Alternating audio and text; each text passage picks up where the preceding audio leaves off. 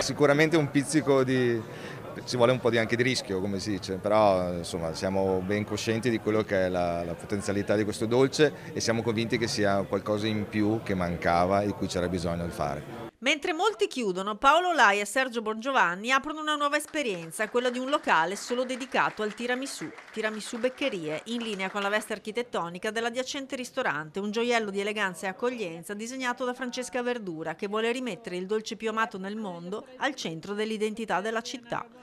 Anche un touchscreen interattivo a disposizione dei clienti racconterà la storia della ricetta, quella originale, nata proprio in piazza Ancilotto negli anni 70. La ricetta originale prevede gli ingredienti classici di quello che è la ricetta di Beccherie, quindi solo il tuorlo, zucchero, mascarpone, il caffè, il savoiardo, assolutamente riconosciuto, e la spolverata di cacao. Ormai il tiramisù è diventato un'icona, proprio ribadisco, di quello che è il dessert italiano. La fortuna di questo dolce è la sua semplicità e la sua complessità uguale.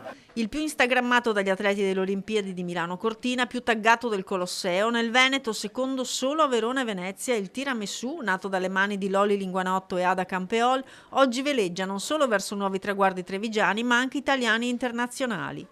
Il socio, di origine milanese ma trevigianissimo di adozione, sta già guardandosi intorno per aprire nella Gran Milan. Soprattutto valorizzare il tiramisù, che oggi era inserito solo nel contesto del ristorante, mentre adesso deve diventare qualcosa anche di autonomo, e questo mondo delle beccherie tra ristorazione e tiramisù svilupparsi e farsi vedere a livello sia locale che nazionale, e se tutto andrà bene anche a livello internazionale. Il progetto, infatti, potrebbe arrivare anche in Asia, ma prima il sindaco sta pensando ad un cartello alle porte della città che dica che questa è proprio la città del tiramisù.